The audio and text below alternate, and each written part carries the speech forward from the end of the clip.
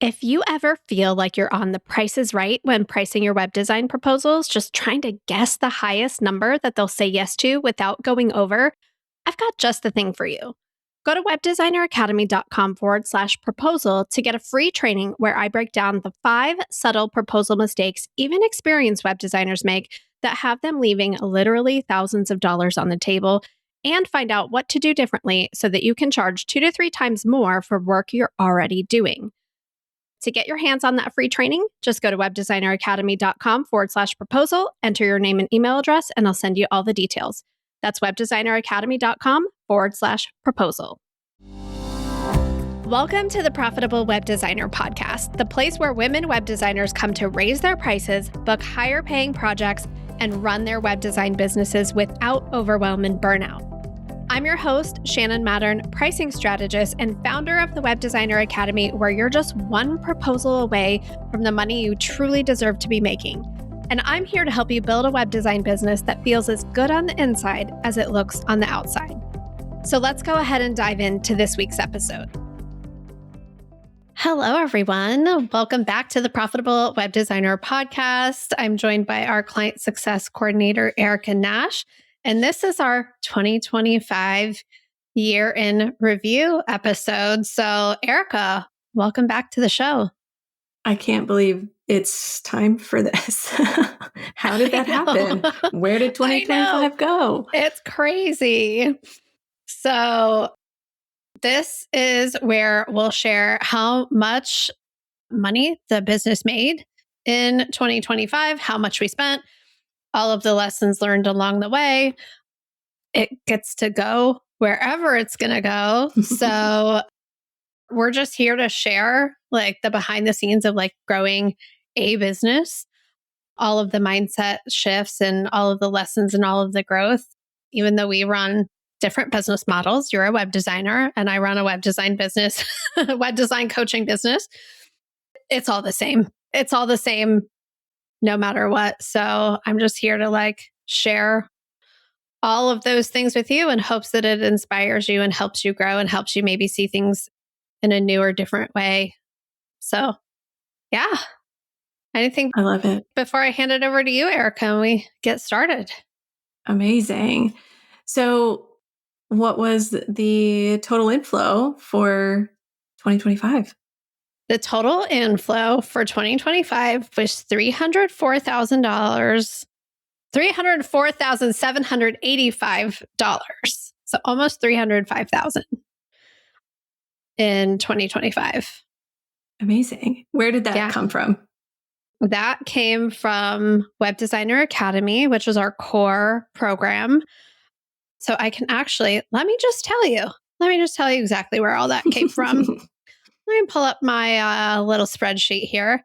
So 154-ish thousand of that came from Web Designer Academy enrollments, renewals. And so that's just money we collected in 2025. So if someone had a payment plan that extends into 2026, that does not count that. We just count like the cash that we received. 81,000 of that came from our Next Level Mastermind. So that is our program for Web Designer Academy students who graduate from the WDA and want to come in, or for women web designers and web design adjacent who are like more advanced in their business and career and who want that next level support. 21,000 of it is from my private coaching offer that I launched about 3/4 of the way through 2025. The Simply Profitable Designer Summit, that was about 25,000. That's ticket sales and sponsorships. Affiliate income that I earn from other people's collaboration with other people, about 5,300. Our Marketing Momentum membership brought in $6,224. Other workshops, just little things that I had done here and there. Let's see. Let me add that up. That was $3,200, which was significantly less than that in 2024. I got paid $1,500 to speak in 2025. One of those engagements is in 2026. Our Profitable Web Designer Premium Podcast subscription, $820. And then just miscellaneous income. Like I still have a legacy client that I do some work for. I have two actually, barely do anything for, $7,040. I got to see what else is in there because that seems like a lot for miscellaneous that wouldn't go in other categories. But yeah, the total is $304,785.75. Amazing. And Yeah. you know what I love too is that it's not just one thing. It's like it's so many several things.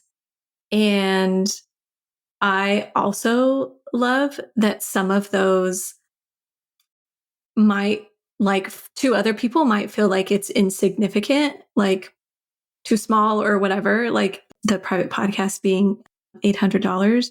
Like somebody might really discount that. But I think that that's like just such a beautiful display of like how you get to build whatever business you want and have whatever offers you want and do with it whatever you want. Well, that private student podcast, sorry, not the private student podcast, the Profitable Web Designer Premium, our paid podcast subscription.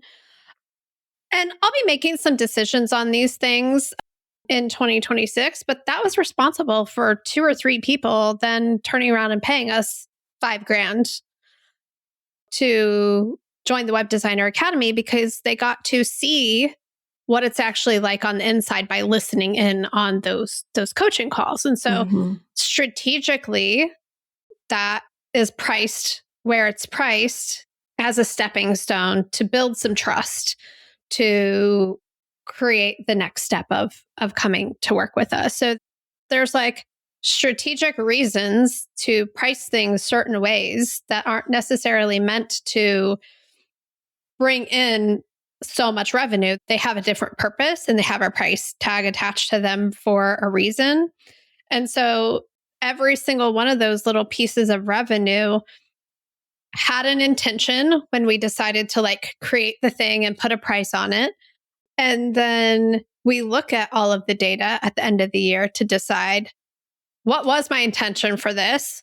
Did it fulfill the intention we had for it? Did it do something completely unexpected that we didn't expect from it? And maybe now it has a new reason for staying, or maybe it didn't meet expectations at all, or maybe on paper it looks good, but in practice it's not profitable or sustainable. So we get to look at like all of those things in terms of like what makes up our revenue.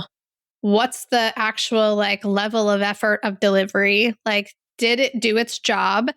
Did it go above and beyond unexpectedly, or did it really not do its job and it doesn't get to stay going forward? So that's how I like to look at all of those things. But what I'm really excited about, Erica, is that that's a 30% increase over 2024.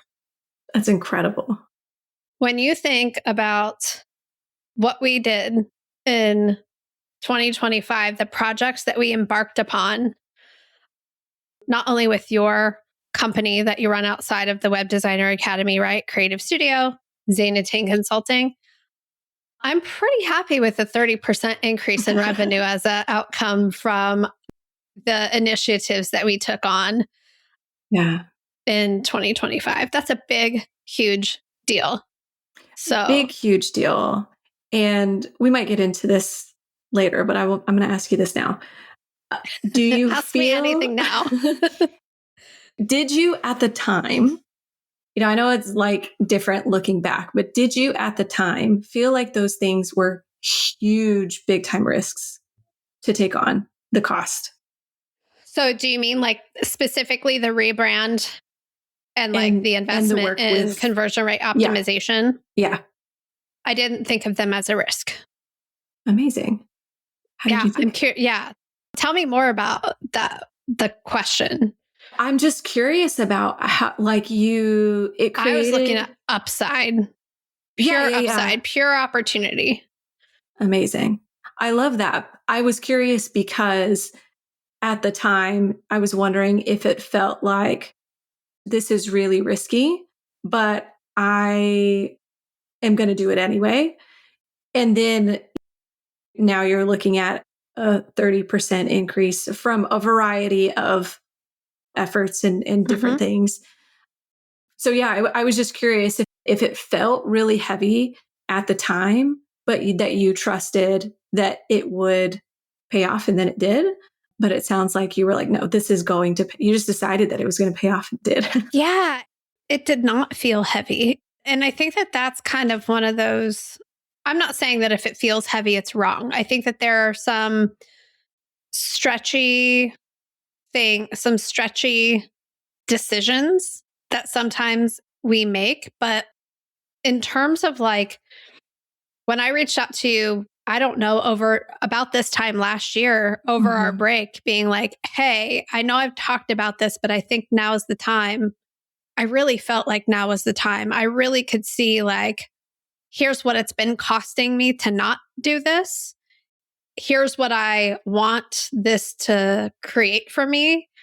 Here are all the problems it's going to solve. I did not think the rebrand's like the first thing on my list in terms of like the biggest thing that happened in 2025.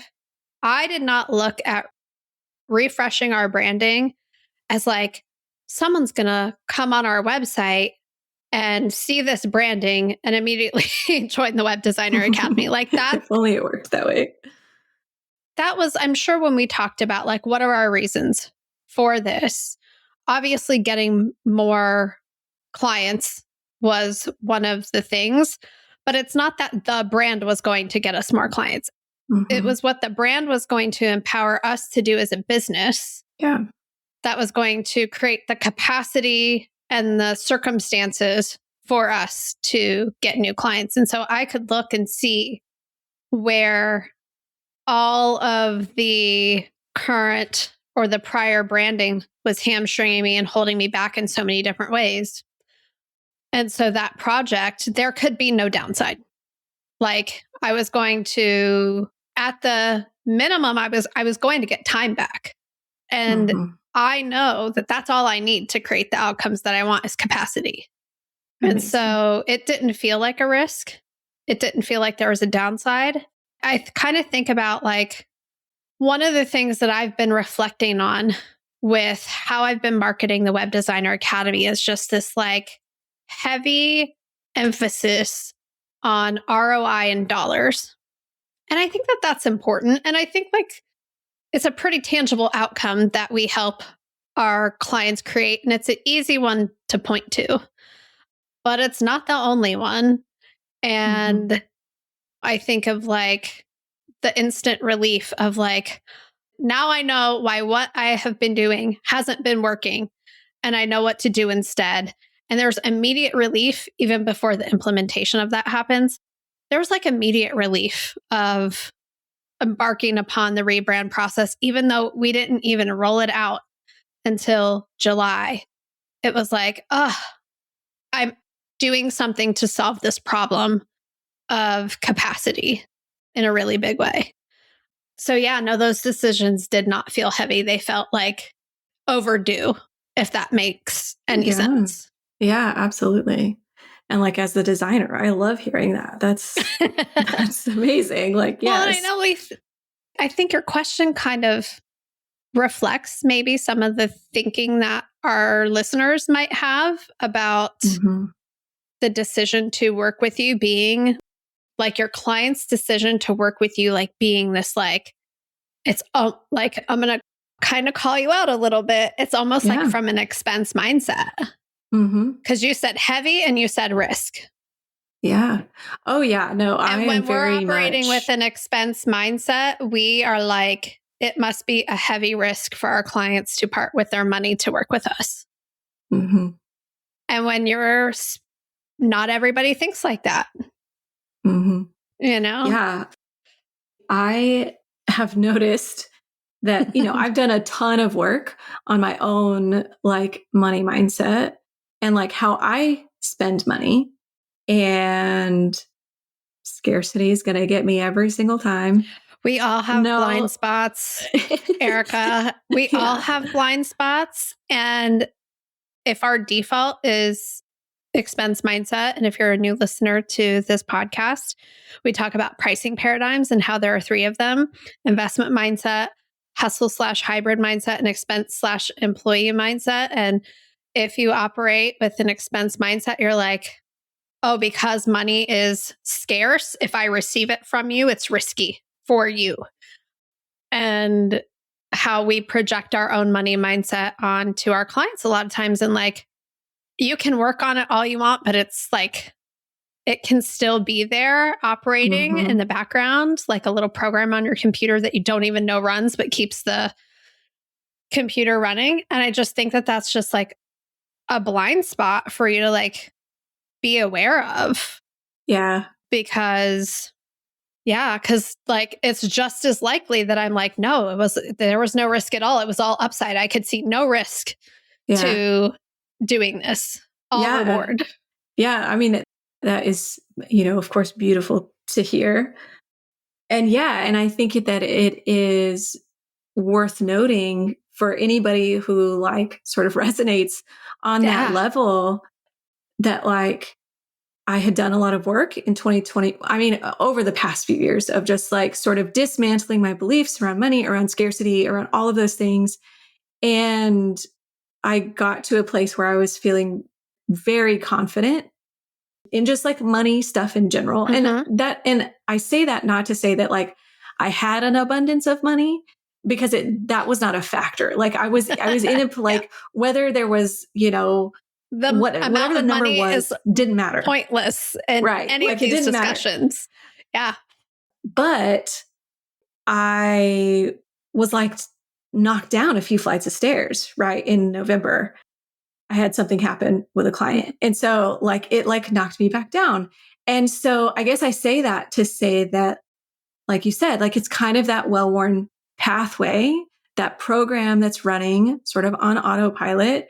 And as I've kind of dismantled things, there are times when it's easier to run the new program and times when it's harder to run the new program. Yeah. And so I am still sort of on the recovery of like what happened in November in order to begin running that new program like I was. And so that wouldn't be possible without people like you and like our community aware of those things and lovingly calling them out. Yeah. So. I had wrote before we even started our conversation today that 2025 for me was the year of seeing all my blind spots that I didn't even know were there. I'm sure there are plenty more that I'll see in 2026. And I think you just stated that so beautifully. It's just like you had a blind spot about how you were thinking about like the exchange of money of working with you being heavy and being a risk. That how would you ever even know you have that? You just say it like the sky is blue, unless there's someone reflecting back to you like, oh, I noticed you said it that way. Right. And then it's just like, oh, I didn't even realize I was still thinking that way. And so that's, I mean, for me, that was like 2025 was like the year of being lovingly shown my blind spots all throughout the year in so many different ways. So I could like have some awareness. But I told like, absolutely, our subconscious mind and our nervous system is going to protect us.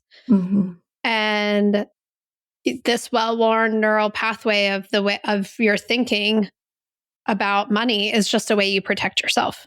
Yeah. So it's so normal that you would go back there. It happened to me in 2023 when I had a very challenging year. I had worked so hard to like install the mindset that I feel like I'm mostly back to as like my default operating system. And like in an instant, it was like back, and it took a while to create safety to make different decisions easier. Right. So before, it would take a lot of conversations with people and a lot of thinking and a lot of journaling and a lot to get to the point where I feel comfortable doing the thing.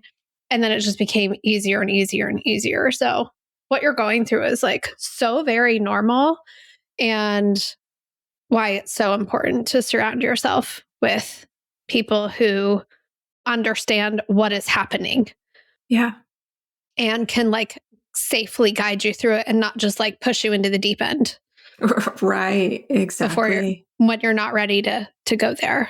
So, yeah. Well, I will say that like in the last episode, we talked about taking an extended break.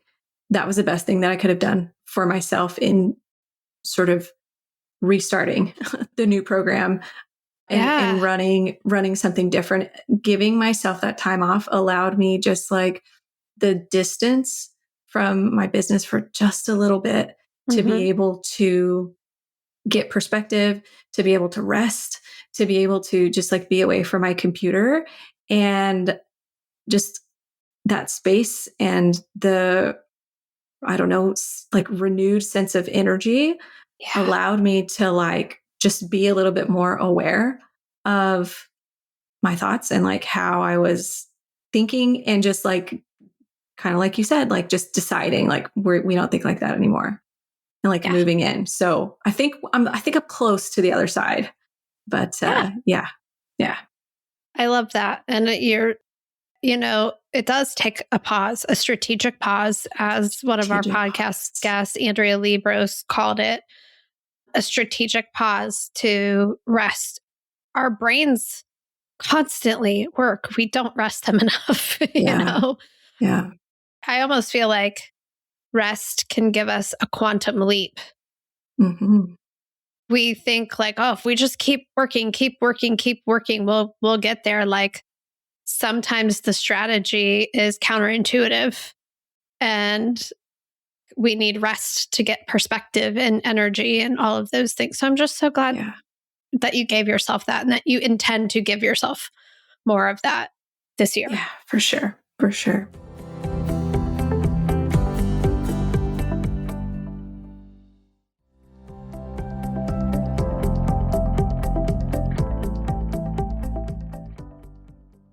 Let's talk about the outflow. We haven't talked about that yet. I know everybody's waiting. So what was the outflow for 2025? The outflow was $287,073, which has us adding $17,712 to our reserves. And so that was like paying you, paying me, putting money in my 401k, owner draws, paying down the line of credit from last year. That was investing in the rebrand, investing in conversion rate optimization, just like all of the things. And so I was talking to my financial strategist, Jen Boss, and she was like, what a comeback. And I was like, I just felt like so proud of us, Erica.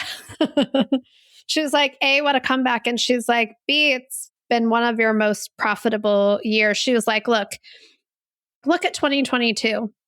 She was like, even when you made almost $500,000 in 2022, she was like, your profit wasn't what it was this year. And I'm like, on paper, that looks true, but I paid myself a lot more in 2022. Sure. So that's not quite accurate, because I took a higher salary back then, which made it like the business look less profitable.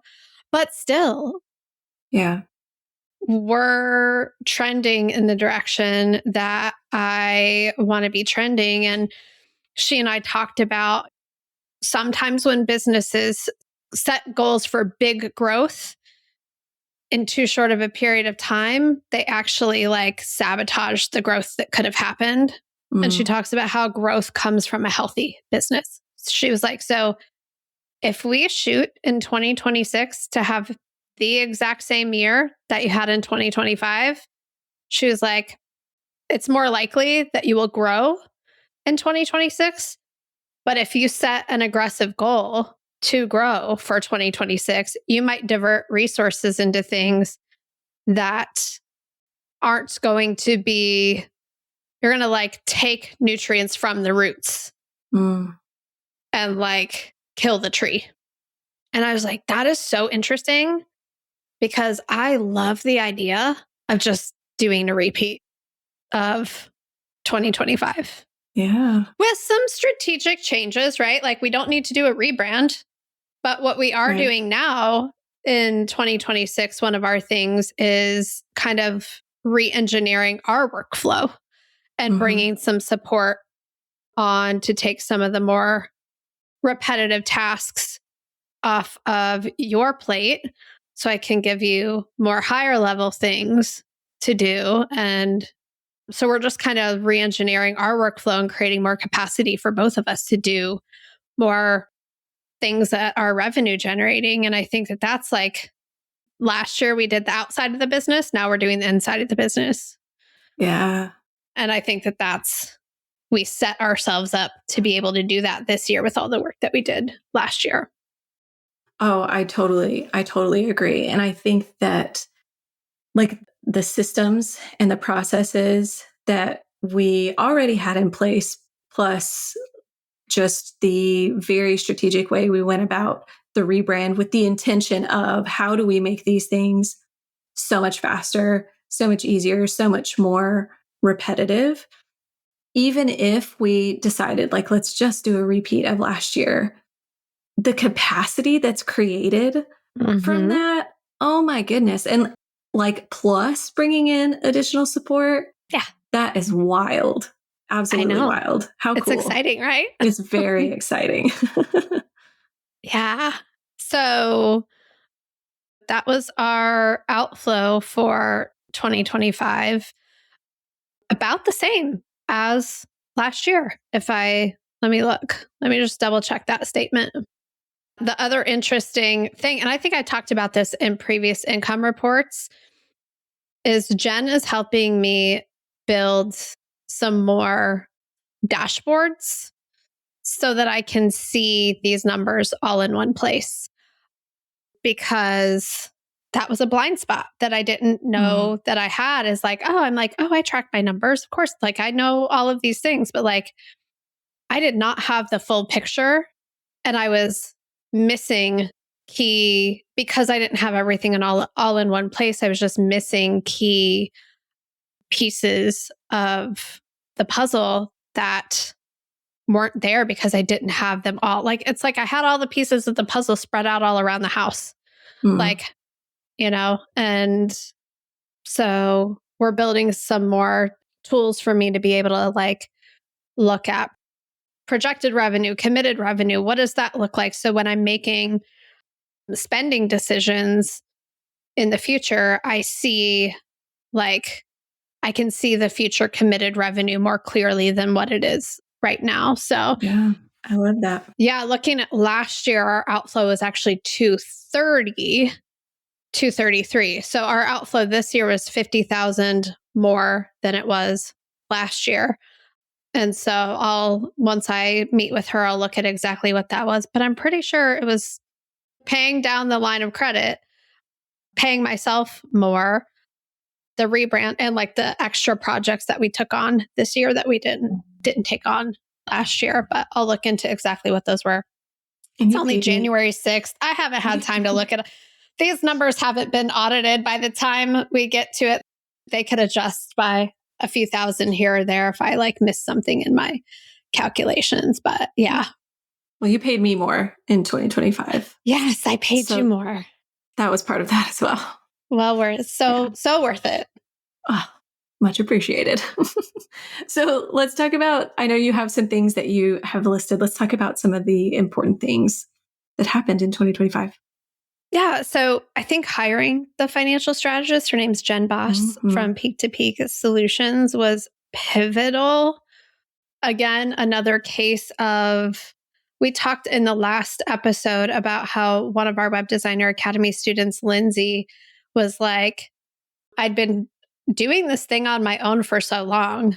And basically, like, the time was passing. I wasn't making progress. And so then she decided to just go ahead and work with us. My situation was a little bit different because I didn't know I needed help. That's kind of been like the theme that I have been seeing with myself.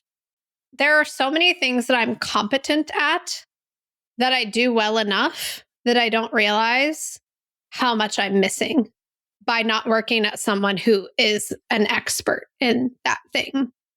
And so hiring Jen to help me just look at different ways to think about my financials and planning and analyzing it and all of that. Like, I didn't have the experience and perspective to think like how she thinks. She spends her days looking behind the scenes of all of her clients' businesses. She's been doing this for many, many years. She has a expertise, a vision, and a language that like I don't have anywhere close to what she has, but I'm competent enough to do my books and handle the day-to-day financial operations, but I don't have the experience to strategize or do what she does. And so I was like, oh, there are so many things that I'm like competent at that I also am missing so much of what an expert could bring. And I think that that was a huge blind spot that was revealed to me in 2025, that I get to stop thinking that because like I'm competent and I do it good enough that I'm like doing it well. Like I'm not. Or that like, and maybe I'm doing it well, but like there's probably so many opportunities that I'm missing. And this makes me think of like our listeners here who are like, I'm doing these things in my web design business. It's going just fine. Sure, I like what Shannon and Erica talk about on this podcast. I like what the guests are, but like, it's fine. I don't need help. And I'm like, I am you. And also, like, I didn't know what I was missing. Yeah. And that's like what I have been shown over and over again. And I would say to you, like, you don't know what you're missing. Like, yeah, we can bring so much more to that picture. But like, that's what almost everything on this list has some flavor of a blind spot of I didn't know what I was missing or something like that. But that was a huge one. Yeah. Was competence is masking my blind spots in a lot of areas. And did you hire Jen in May? Yeah. Or right before all of those like big months? Do you think that's connected in any way? 1,000% connected. Yeah. I think I remember whenever you did that and we met, and I could just see the relief like in your face, in your shoulders, just like it was true. You were like, I gave us a gift. And it truly was such a gift. Like, I learned that I didn't screw it all up. And that was such a relief. And then I got clarity on how to move forward. Yeah. Clarity and insight and guidance and someone to go to and be like, hey, how should I think about this? So we talked in December about how our December income report, about how November was a standard month of no new enrollments. December, we had one. I have my meeting with Jen in December and she's asking me some questions and she's like, okay, well, if January is out of the norm or something weird happens, she was like, then we'll discuss what to do. But she's like, no, I think there's nothing to do here but stay the course. And I'm like, I thought so too, but then I questioned myself. Yeah. And so it's so nice to either get validation or get advice or a plan or whatever. It's just, it's pretty awesome. Yeah. It makes me think about one of the strategies that we recommend is paid discovery. And I don't know how many times I have seen people ask, like, or not really ask, but say, like, I kind of feel bad for charging XYZ for this, like paid strategy or whatever, because I'm really like, they're just giving me the information. Like they're just filling out this workbook. Like they have all this information. And I'm just here to say, and this is what I say every time is like, okay, but they don't know what to do with the information. And they don't have perspective. They don't have perspective. And so that's the value. And like what you're saying right now, like that's the value of having somebody who knows what to do with the information and what that information means and how to talk about it and how to sort of stack it in a specific way to achieve a specific outcome. That's the value that you're bringing to the table whenever you do any sort of strategy. Yeah. And the things that your clients say, like the sky is blue, that are meaningless to them, that you're just like, but that's everything. Like they don't know. Yeah. They have their blind spots too, you know?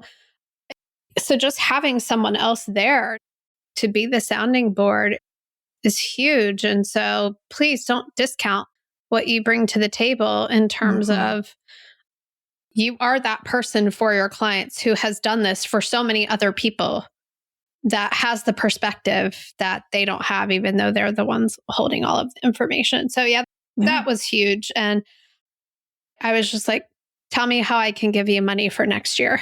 Like, you know that it's like, I want a spot. I want this spot. Like, tell me how I can keep working with you, because that's just going to be a critical thing. She encouraged me to launch the private coaching offer that we launched in 2025, which was also pivotal, like to work one-on-one with clients in a way that I had never done before or considered doing before.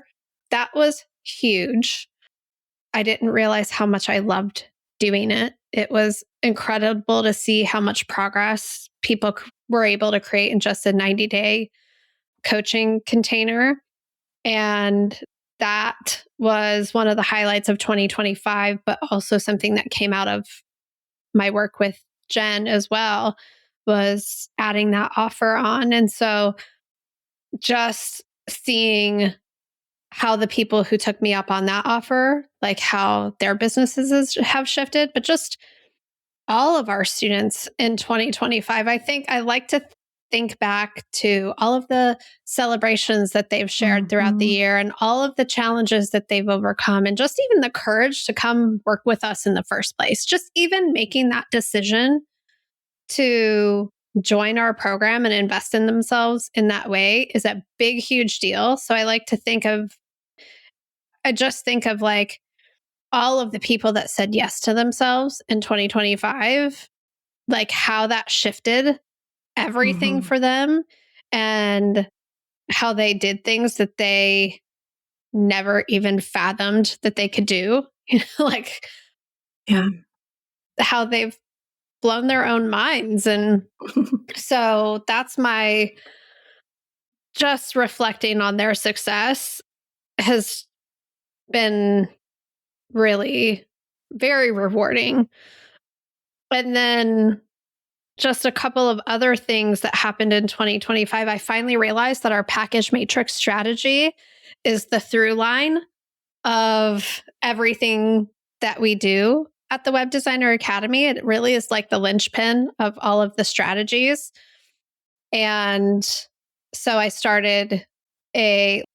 launched like a new webinar talking about that, just doing little quarter turns every time of like, okay, let me tweak how I'm talking about this to kind of bring that strategy to the forefront. I just gained so much clarity in 2025 about who we are, what we do, how I talk about it, who is like the best fit for us, who's not quite ready for us yet, and how to like pivot that messaging a little bit. We tried some things that didn't turn out as I thought they would, which I found really interesting. And maybe we can talk more about in our January 2026 income report.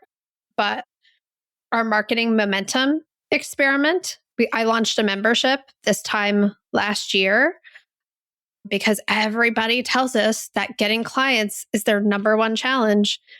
And it was actually not a successful experiment. And I was surprised by that. But what I'm reading this book, and I can't I'll be able to talk more about this once I finish it, but it's called What Your Customers Really Want and Can't Tell You. And so I think that there's like a little bit of a disconnect between people telling us, I need more clients, and what they actually really need. And I've kind of been playing with this idea with some of the things that we're doing is like, there might be other ways to solve the problem that you're trying to solve by thinking that you need more clients. But also, is our ideal client the person who needs more clients? Because there are plenty of other people out there serving the people who are in the stage of business where they need more clients. And what might happen if we focus in on the people who have solved that problem and are experiencing the problems of having the clients, and then all of the other things that come with that. So those are just some things that I've been reflecting on and thinking about. We've talked about a lot of the highlights in our previous income reports, and we are at about time for this 2025 year in review, but a 30% increase in revenue, huge progress on some big initiatives, our students having incredible success. Their testimonials are all over the website, and they shared them on the student panel, and so many more than that. But are there any final reflections that you have, Erica, that you're thinking about as we kind of wrap up 2025, put a bow on it, and move into 2026? Yeah, of course, like some of the things that you said were definitely, things that I was thinking of as well that were just like big moments for the business. But one that for me signifies that we have built something incredible is the fact that in 2025, our students started co-working groups themselves. And it was so beautiful to see them take that initiative and continue to form the community outside of our guidance. And it just made me so happy. It just made me so happy to see that they like each other, to see that they want to spend more time together and learn from each other and just do things together, and to see that they could create that space for themselves within the space that we've created. So that's really the one for me it just makes my heart so happy. That makes my heart so happy too. And I also love when the ones who like live near each other meet up for coffee and like post pictures of it. Yes. And I would also say, shout out to you. Our renewal rate is significantly higher than it's ever been. And I know that you put a lot of effort into making sure every single one of our students is connected and has what they need and all of those things. And so that's a big part of our revenue and our growth in 2025 too, is like people get here and they want to stay, and they want to stay not because they need to stay, but because they feel so connected and they see how we can help them continue to grow beyond the initial reason that they joined. So 2025 was an awesome year. For sure. There's not much that I would do differently. I think that there's some corner turns that we're going to make. Thank you, Nikki from Clarity Branding. And we'll continue these income reports every single month again in 2026. So we'll continue to share our insights with you. So thank you all so much for listening. I will see you back here next week. Bye, everyone. Hey, so before you go, if you're an experienced woman web designer who's outgrown all the beginner business growth strategies and you're looking for real support to help you make the money that you really want to be making, I'd love for you to come and check out the Web Designer Academy and see how we do things differently. Just go to webdesigneracademy.com/tour and fill out the form to schedule your program tour. You'll get to sit in on one of our live group coaching calls, meet the other women inside of the program, and afterwards, I'll share options for working together in 2026. So if you're done figuring it all out on your own and you're looking for support, I can't wait to meet you. Schedule your program tour today at webdesigneracademy.com/tour. That's webdesigneracademy.com/TOUR tour. This podcast is part of the Sound Advice FM network. Sound Advice FM, women's voices amplified.